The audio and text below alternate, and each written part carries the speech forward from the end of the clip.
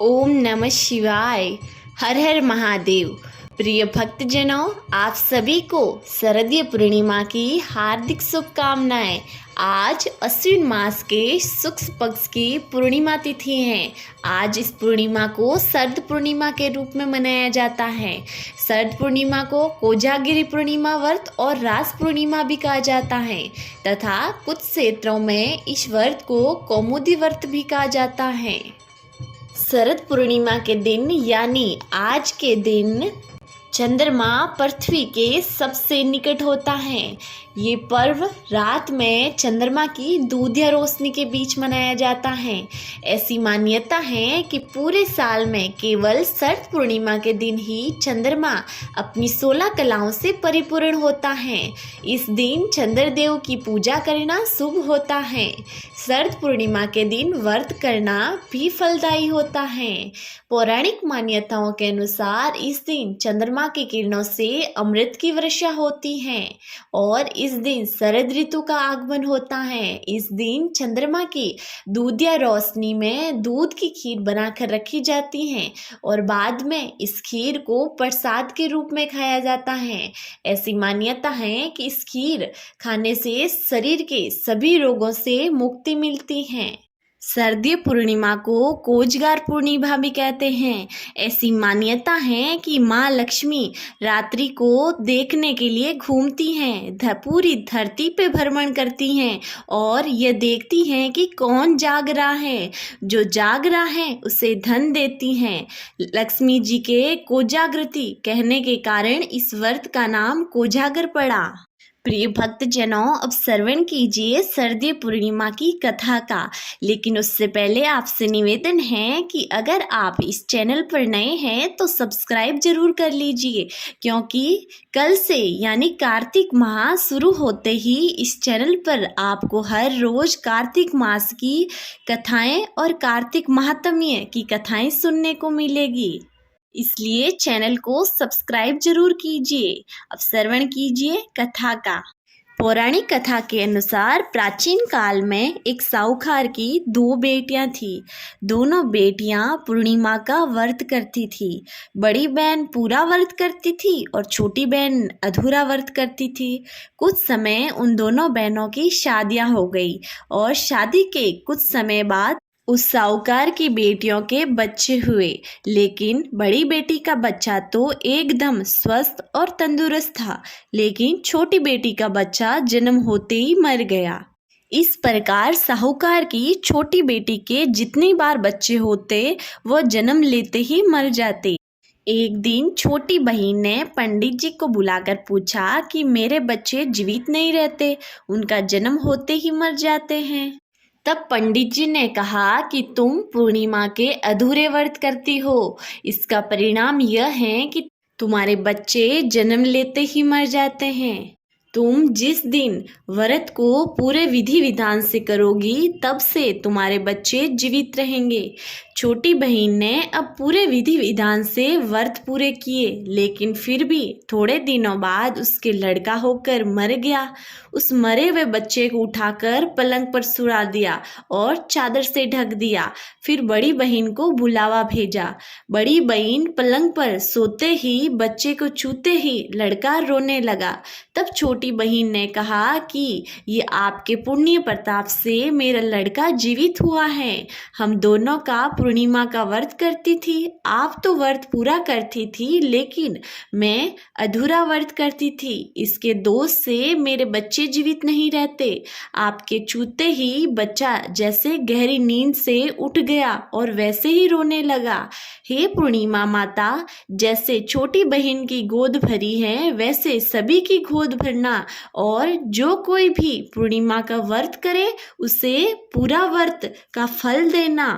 प्रिय भक्तजनों, अब श्रवण कीजिए दूसरी कथा का।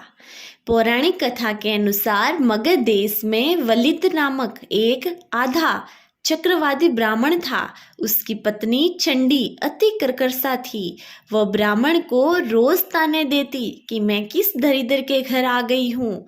वह संपूर्ण लोक में पति की निंदा करती थी।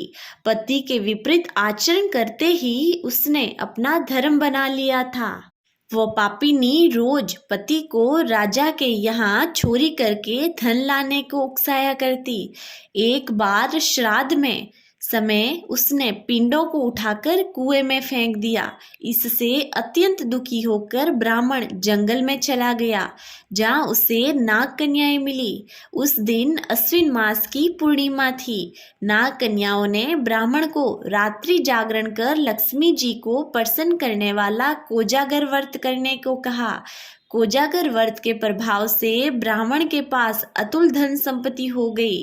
भगवती लक्ष्मी की कृपा से उसकी पत्नी चंडी ने भी मति निर्मल हो गई और वे दंपति सुखपूर्वक रहने लगे। प्रिय भक्तजनों, अब श्रवण कीजिए सत्यनारायण भगवान की कथा का। उससे पहले बोलिए सत्यनारायण भगवान की जय। एक बार ऋषियों ने श्री सूत जी महाराज से पूछा कि ऐसा कौन सा व्रत है जिसे एक बार करने से मनुष्य को स्वर्ग की प्राप्ति हो तथा उसका जीवन सफल हो जाए। तब श्री सूत जी बोले, यही प्रश्न एक बार नारद जी ने विष्णु भगवान से पूछा था। मैं वह आपको कथा के रूप में बताता हूँ। श्री सूत जी बोले, एक बार काशी नामक नगर में एक अत्यंत निर्धन ब्राह्मण रहता था। भूख और प्यास से व्याकुल होकर वह प्रतिदिन पृथ्वी पर भटकता रहता था। भगवान ने उस दुखी को देखकर वृद्ध का रूप धारण करके उस द्विज से आदरपूर्वक पूछा, हे प्रतिदिन अत्यंत दुखी होकर तुम किस लिए पृथ्वी पर भ्रमण कर रहे हो? हे द्विज श्रेष्ठ, यह सब बतलाओ, मैं सुनता हूँ। वह ब्राह्मण बोला, प्रभु मैं अत्यंत दरिद्र हूँ और भिक्षा के लिए ही पृथ्वी पर घूमता करता हूँ। यदि मेरी दरिद्रता को दूर करने का कोई उपाय है तो कृपा करके मुझे बताइए। वृद्ध बोला, हे देव, सत्यनारायण भगवान विष्णु अभीष्ट फल को देने वाले हैं।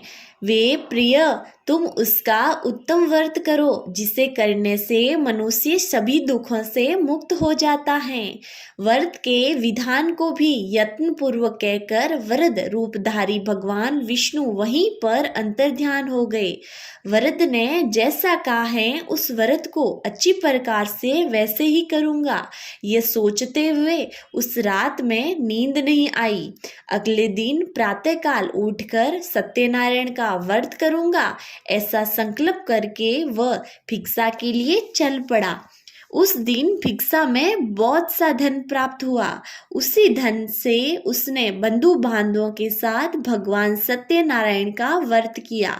इस व्रत के प्रभाव से वह श्रेष्ठ सभी दुखों से मुक्त होकर समस्त परिसंपत्तियों से प्रसन्न हो गया।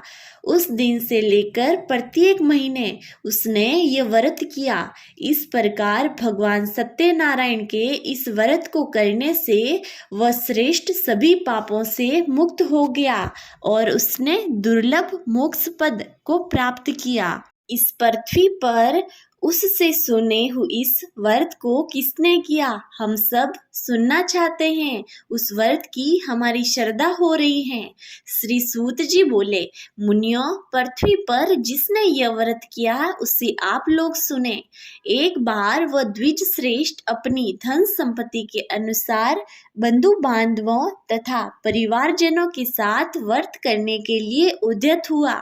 इस बीच एक लकड़हारा रावण आया और लकड़ी बार रखकर उस ब्राह्मण के घर गया। प्यास से व्याकुल वह उस व्रत को करता हुआ देख प्रणाम करके उससे बोला, प्रभु आप ये क्या कर रहे हैं?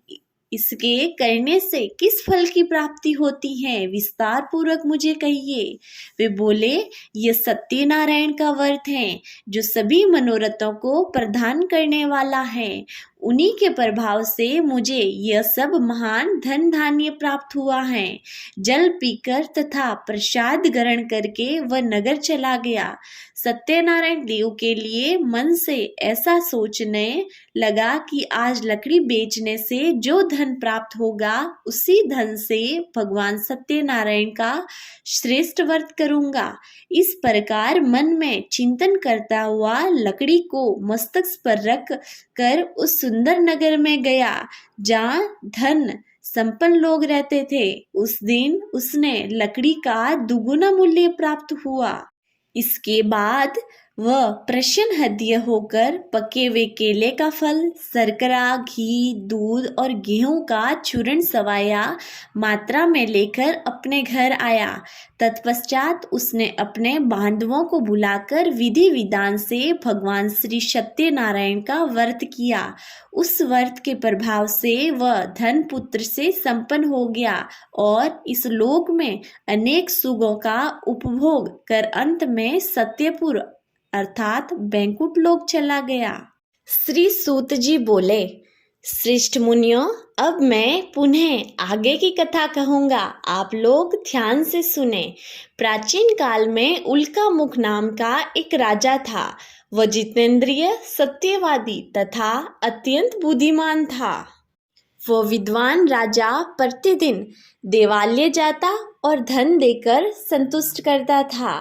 कमल के समान मुख वाली उसकी धर्मपत्नी शील, विनय एवं सौंदर्य आदि गुणों से संपन्न तथा पतिपरायणा थी। राजा एक दिन अपनी धर्मपत्नी के साथ भद्रशिला नदी के तट पर श्री सत्यनारायण का व्रत कर रहा था।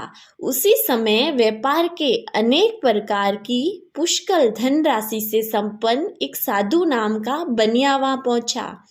भद्रशिला नदी के तट पर नाव को स्थापित कर वह राजा के समीप गया और राजा को उस व्रत से दीक्षित देकर विनयपूर्वक पूछने लगा। साधु ने कहा, राजन, आप भक्ति युक्त चित्त से ये क्या कर रहे हैं? कृपया करके सब बताइए, इस समय मैं सुनना चाहता हूँ। साधु बोले, राजन, आप भक्ति युक्त चित्त से क्या कर रही हैं? कृपया करके बताइए। राजा बोले, हे साधु, पुत्र आदि की प्राप्ति की कामना से यह व्रत बंधु बांधवों के साथ मैं अतुल तेज संपन्न भगवान विष्णु का व्रत एवं पूजन कर रहा हूँ। राजा की बात सुनकर साधु ने आदरपूर्वक कहा, राजन, इस विषय में आप मुझे विस्तार पूर्वक बताइए।